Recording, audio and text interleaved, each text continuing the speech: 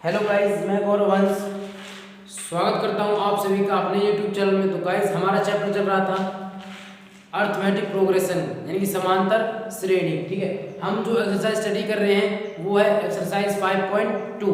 तो जैसा कि क्वेश्चन आपके सामने के बने, मैं आपके सामने उसको रिपीट कर देता हूँ। Find the 20 term from the last term of the AP series क्या है 3 8 13 dot dot dot dot dot 253। ठीक है, पहले इस क्वेश्चन को समझने की जरूरत है। आसानी से तो बहुत आसानी से हो जाएगा, लेकिन जब ये समझ में आएगा इस क्वेश्चन में पूछा क्या है, तो मैं हिंदी में ट्रांसलेट कर देता हूँ। अंतिम पद से 20वां पद निकालिए। अंतिम पद से 20वां पद निकालिए जिसमें हमारे पास ए पी गिवन है 3 8 13 डॉट डॉट डॉट 253। दोबारा रिपीट करता हूँ, अपनी भाषा में आपको समझाने की कोशिश करता हूँ। देखिए, जैसा कि आपको पता है फर्स्ट टर्म क्या है, ये हमारा है। तो कहने का मतलब ये है, अब जो मैं क्वेश्चन बताने जा रहा हूँ उसको उस तरीके से देखिए। आप इसको फर्स्ट टर्म ना मानकर इसको फर्स्ट टर्म मानिए। ये वैसे तो है हमारा लास्ट टर्म, लेकिन आप एक बार के लिए इसको फर्स्ट टर्म मानिए। तो जब इधर से आप इधर की तरफ चलेंगे, भाई ये फर्स्ट टर्म है, हम ऐसे चलते हैं second third fourth fifth six seven, तो उसी प्रकार से आप इधर की तरफ चलिए। जब इसको हमने फर्स्ट टर्म मान लिया है तो इस प्रकार से चलिए 253 इधर इधर इधर इधर इधर इधर इधर इधर। तो इधर से हमें बताना है 20वां पद, कि इधर से जब हम स्टार्ट करेंगे तो 20वां पद कौन सा होगा।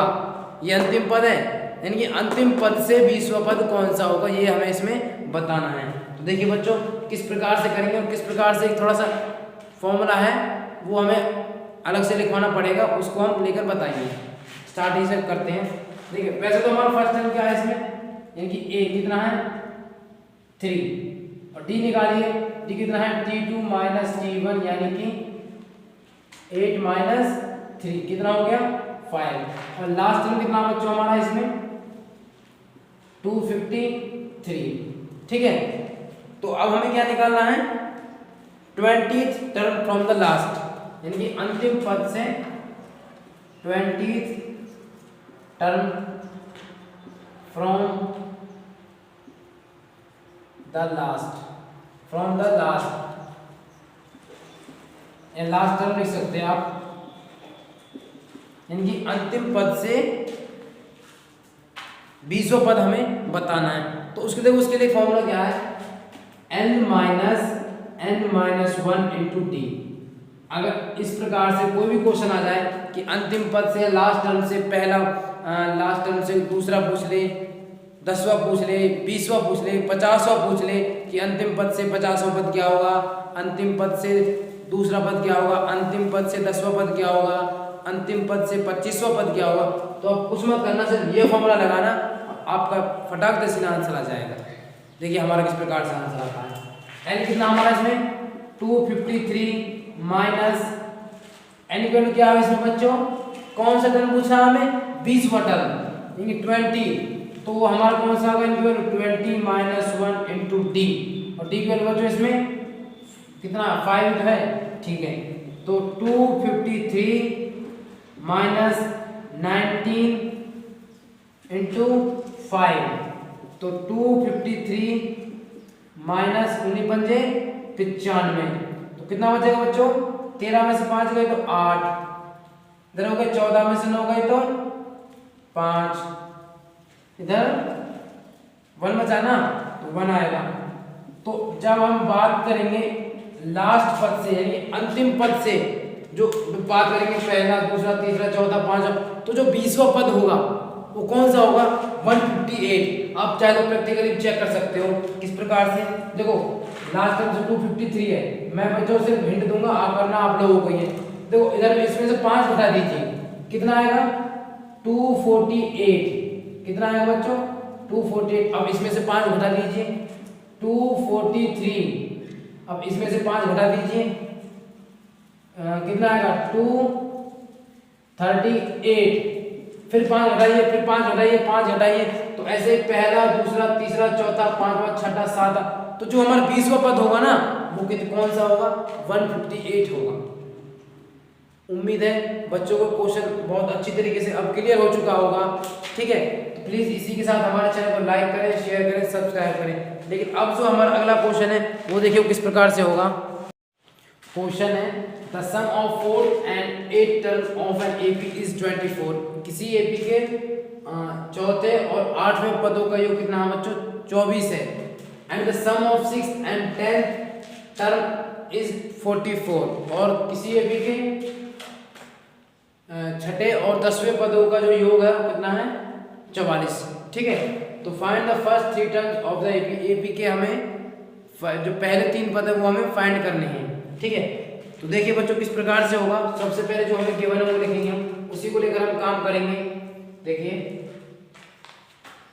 क्या है फर्स्ट 4 यानी कि A4 प्लस कितना 8 टर्म यानी कि A8, तो इन दोनों का सम कितना है बच्चों 24। ये हो गया हमारा अकॉर्डिंग टू द क्वेश्चन। अब देखिए इसको हम किस प्रकार से लिख सकते हैं वो भी आपको पता है। A4 को लिख सकते हैं हम A plus 3D plus A plus 7D is equal to 24। A plus A 2A plus 3D plus 7D कितना हो गया 10D इज इक्वल टू 24। ठीक बच्चों, अब देखिए ये इक्वेशन क्या 2 से डिविजिबल भी तो है, इससे हमें क्या बड़ा आसानी हो जाएगी। लिख देना डिवाइड बाय 2, डिवाइड बाय 2।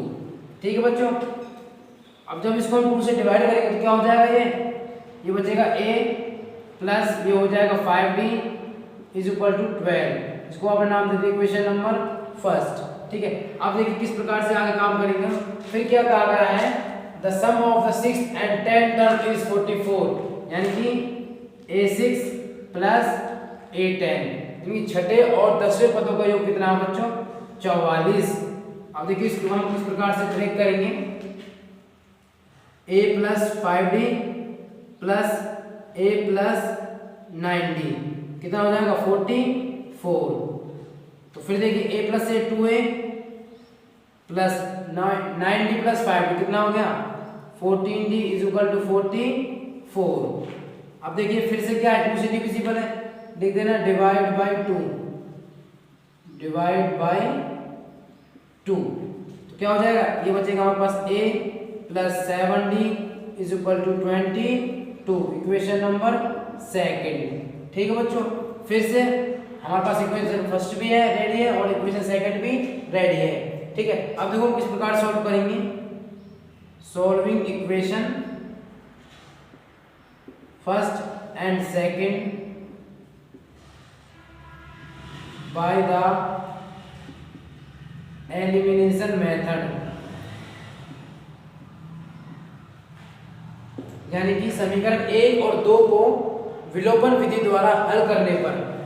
ठीक है, तो इधर देखिए किस प्रकार से होगा। तो क्या A plus 5D is equal to कितना बच्चों 12। ठीक है, और A plus 7D is equal to 22। ठीक है, सॉल्व करेंगे। देखो साइन दोनों के सेम है। ठीक है, तो क्या करेंगे बाय द सब्ट्रैक्शन यानी घटा करने पर। तो sign change minus minus minus, ये तो कैंसिल आउट हो जाएंगे भाई। क्या बचेगा माइनस का 2D, इधर माइनस का 10, माइनस से माइनस कैंसिल, तो हमारे पास D की वैल्यू आएगी बच्चों 10/2 यानी कि 5। तो बच्चों हमारे पास D की वैल्यू कितनी आ गई है -5। अब इस D की वैल्यू को आप किसी भी इक्वेशन में रख सकते हो, तो आप इक्वेशन फर्स्ट में रखिए, लेकिन लिखना पड़ेगा put the value of D in equation first. ठीक है, यानी D का मान समीकरण 1 में रखने पर तो A प्लस 5 इंटू D की वैल्यू कितनी बच्चों 5 इज इक्वल टू 12। तो A की वैल्यू आएगी A इज इक्वल टू 5 5 25 उधर जाएगा, किस में हो जाएगा नेगेटिव में 25। तो कितना आएगा हमारे पास A की वैल्यू -13। बच्चों जो हमारे पास A की वैल्यू आएगी वो कितनी आई है -30। फिर क्या कहा गया था क्वेश्चन में हमें कि हमें फर्स्ट 3 टर्म निकालने हैं। तो बात करें ए पी जो हमारे पास बनेगी वो क्या बनेगी, जो ए होता है वो तो हमारा फर्स्ट टर्म होता है -13। अब बात करें A2 की, तो आप A2 निकाल लीजिए, यानी कि A प्लस डी, यानी कि एक वैल्यू हमारे पास -13 प्लस करना है उसमें डी यानी कि 5, तो कितना हो जाएगा -8। तो सेकंड टर्म क्या होगा हमारे पास -8। तो उसी प्रकार से जो हमारा थर्ड टर्म होगा, यदि -8 में हम 5 ऐड करेंगे तो कितना होगा हमारे पास -3। तो यही हमारे क्या होंगे पी के तीनों फर्स्ट 3 टर्म होंगे। तो बच्चों ये क्वेश्चन बहुत ही इंपॉर्टेंट है, और जो भी जिस प्रकार से भी एग्जाम में क्वेश्चन आएगा वो इसी टाइप को लेकर आएगा, ठीक है। उम्मीद है आप सभी बच्चों को क्वेश्चन समझ में आ गया होगा। अब जो हमारा अगला क्वेश्चन है वो देखिए किस प्रकार से होगा। क्वेश्चन है, Subbarao started work in 1995 at a monthly salary of 5,000 rupees and received an increment of 200 rupees each year. In which year did his income reach 7,000 rupees? Subbarao ने भाई काम 1995 में काम शुरू किया था, या कोई जॉब की थी 1995 में, जिसमें उसकी मंथली सैलरी थी 5,000 रुपये। फिर क्या कहा गया है, and received an increment of 200 rupees each year, और प्रत्येक वर्ष यानी कि 1 साल बाद उसकी जो सैलरी जो बढ़ जाती थी वो 200 रुपये बढ़ जाती थी, यानी कि 200 रुपये बढ़कर मिलती थी प्रत्येक वर्ष, ठीक है। तो in which year did his income reach 7,000 rupees, तो जो उसकी 7,000 रुपये सैलरी होगी वो कितने साल बाद होगी, ये इसमें पूछा है कि in which year did his income, कि कौन से साल में कि उसकी इनकम कितनी हो जाएगी 7,000 रुपये तक पहुंच जाएगी, कितने साल बाद, कौन से साल में, ये हमें बताना है। तो देखिए बच्चों, सबसे पहले हम थोड़ा यहाँ से एपी को बनाने की कोशिश करते हैं। मान लीजिए उसकी जो एपी किस प्रकार से बनेगी वो देखिए बच्चों, बहुत ही आसान तरीके से बन जाएगी। फर्स्ट सैलरी कितनी है उसकी 5,000 रुपये, फिर 1 साल बाद कितनी हो जाएगी 5,200 रुपये, सीधी सी बात है भाई, फिर 5,400 रुपये। तो ऐसे बढ़ते बढ़ते बढ़ते बढ़ते बढ़ते बढ़ते तो एक टाइम ऐसा आएगा उसकी सैलरी 7,000 रुपये हो जाएगी, ठीक है बच्चों। तो इसको लेकर अब हमें काम करना है कि उसकी जो 7,000 रुपये सैलरी होगी वो कितने साल बाद होगी और कौन से साल में होगी, ठीक है। तो देखिए आपके सामने अब सब कुछ गिवन है। ए हमारा कितना बच्चों इसमें 5,000 यानी 5,000, और डी कितना हमारे पास कितना है T2 माइनस T1 यानी कि 5200 माइनस 5,000 यानी कि 200, हमारा क्या हो जाएगा डी। अब बात करेंगे हम क्या किसकी, एन हमारे पास कितना होगा 7, यानी कि एन को हम क्या बोलते हैं लास्ट टर्म, और लास्ट टर्म कितनी हमारे पास 7,000। हमें निकालना क्या है एन की वैल्यू, हमें फाइंड आउट करनी है एन कितने साल बाद, ठीक है। तो a n is equal to a plus n minus 1 into d. फिर से देखिए ए कितना हमारे पास 7,000 इज इक्वल टू ए कितना है 5,000 प्लस एन हमें फाइंड करना है -1 इंटू डी कितना बच्चों 200। इसको जल्दी कराएंगे तो कितना हो जाएगा 7,000 में से 5,000 गए तो बचेंगे कितने 2,000, मल्टीप्लाई में 200 है, डिवाइड में आ जाएगा 200 is equal to n minus 1। 2 0 से 2 0 कैंसिल, 2 1 से 2 और 2 10 से 20, यानी हमारे पास जो बच्चों एन की वैल्यू आ रही है कितनी आ रही है n minus 1 is equal to 20, sorry कितनी आ रही है 10 आ रही है, कितनी आ रही है 10। तो जो हमारे पास एन की वैल्यू कितनी होगी 10 प्लस 1 यानी कि 11। उम्मीद है बच्चों को क्वेश्चन समझ में आ गया होगा और आंसर भी समझ में आ गया होगा कि एन जो हमारा निकला है 11 आंसर आया है वो क्या है, यानी कि उसके 11वें साल बाद after the service of his 11 year he received या he reach the monthly income 7,000 rupees, यानी कि 11वें साल बाद जो उसकी मंथली इनकम है वो 7,000 पर पहुंच जाएगा, ठीक है। तो हमारा क्या हो जाएगा आफ्टर 11 years he received या he reached the his monthly income देखो his monthly income income will be 7,000 rupees, यानी कि 11 साल बाद उसकी जो इनकम है वो 7,000 रुपये हो जाएगी। ठीक बच्चों, इसी के साथ अब जो हमारा अगला क्वेश्चन है वो देखिए किस प्रकार से होगा। क्वेश्चन है Rampari saved 5 rupees in the first week of a year and then increase her weekly savings by 1.75 rupees. If the nth week her weekly savings become 20.75 rupees, find n। देखिए एक राम का लिए उसने साल के पहले हफ्ते में 5 रुपए की बचत की, फिर then increase her weekly savings, फिर उसकी जो बचत है वो 1.75 रुपीज बढ़ जाती थी। ठीक है, if the nth week her weekly savings becomes 20.75 rupees, तो कौन से हफ्ते में या कौन से nth टर्म को कौन सा nth टर्म होगा जब उसकी बचत 20.75 रुपीज हो गई। फाइंड n, यानी कि हमें इसमें वो वीक फाइंड करना है, वो सप्ताह फाइंड आउट करना है, वो कौन सा सप्ताह होगा या कितने सप्ताह बाद उसकी जो बचत है वो 20.75 रुपीज हो जाएगी, या फिर हमें सीधी भाषा में कहें हमें n फाइंड करना है। तो देखिए, तो सबसे पहले हम एपी बनाने की कोशिश करेंगे। एपी किस प्रकार से बनेगी आप जानते हैं। फर्स्ट वीक में की उसकी जो बचत है वो कितनी है 5 रुपीज, फिर दूसरे हफ्ते बाद कितनी हो जाएगी 1.75 रुपीज बढ़ जाएगी, यानी कि कितनी हो जाएगी 6.75 रुपीज, फिर बढ़ जाएगी 1.75, तो फिर से इसमें ऐड कर लीजिए 6.75 हो गई। अब इसमें ऐड करना 1.75, यानी कि 10, 5, 8, यानी कि तीसरे हफ्ते में उसकी जो बचत होगी वो होगी 8.50। ऐसे करते करते करते करते करते उसकी बचत कब होगी हमारे पास 20.75। तो कौन सा वीक होगा, कितने हफ्ते बाद उसकी जो बचत है वो कितनी हो जाएगी 20.75 रुपीज। ठीक है बच्चों, देखिए ये हमारा क्या है, इसमें 5 है।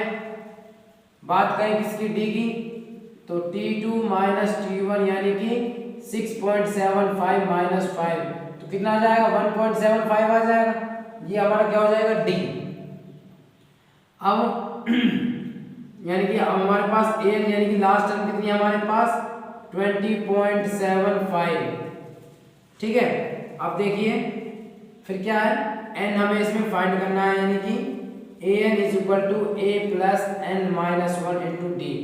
ये फॉर्मूला से पुट करना पड़ेगा हमें। an कितना हमारे पास 20.75 इज इक्वल टू कितनी है 5 plus n minus 1 into D कितना है 1.75।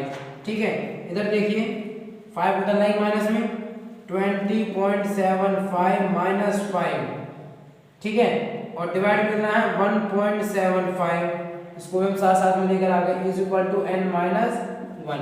अब इधर देखिए 20.75 में से 5 गया तो इधर घटा कर देखते हैं। 20.75 में से 5 माइनस हमें करना है 0 0 लिख सकते हैं आप। ठीक है, 5 7 15। ठीक है बच्चों, कितना आएगा 15.75। ठीक है बच्चों, तो देखिए क्या होगा हमारे पास कितना आ गया घटाने के बाद 15.75 divide by 1.75 is equal to n minus 1। ठीक है, इसको हम ऐसे रूट कर देते हैं।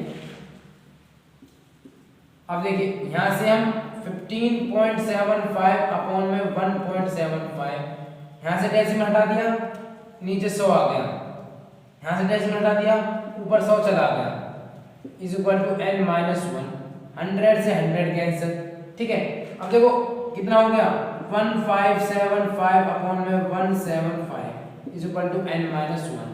बच्चों क्या है, दोनों स्टेटमेंट 5 से डिविजिबल है, तो 5 से गया अभी 5 दिया 15, 5 पंजे 25, और 5 से गया 5 दिया 15, 7 5 एकम 5, 5 पंजे 25, अब फिर से 5 से डिविजिबल है, तो चलो एक बार और लिख लेते हैं इसको हम यहाँ पर 315 अपॉन में 35 ठीक है, इज इक्वल टू n-1।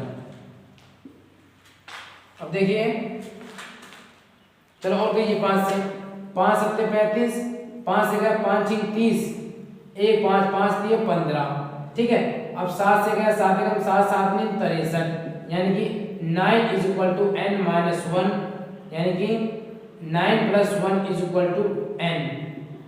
तो 10 की वैल्यू हमारे पास क्या, n की वैल्यू हमारे पास क्या आ गई बच्चों, 10 आ गई है, यानी कि 10 हफ्ते बाद उसकी जो सेविंग्स है वो 20.7 रुपीज़ हो जाएगी, ठीक है बच्चों। और इसी के साथ मैं अपनी एक्सरसाइज 5.2 समाप्त कर रहा हूँ। हमारी जो एक्सरसाइज 5.2 है वो अब खत्म हो चुकी है, उसका एंडिंग जो लास्ट का क्वेश्चन था वो यही था, ठीक है बच्चों। अब बात करते हैं थोड़ा इसको स्टेटमेंट को लेकर बच्चों। ये जो एक्सरसाइज है बहुत ही इंपॉर्टेंट है और इससे आगे आने वाली वो इससे ज़्यादा इंपॉर्टेंट है, तो प्लीज़ हमारे वीडियो को ज़रूर देखें और हमारे वीडियो को लाइक करें, शेयर करें, सब्सक्राइब करें और ऐसे ही लगातार वीडियो देखने के लिए बेल आइकन का बटन जरूर दबाएं। थैंक यू, जय हिंद, जय भारत।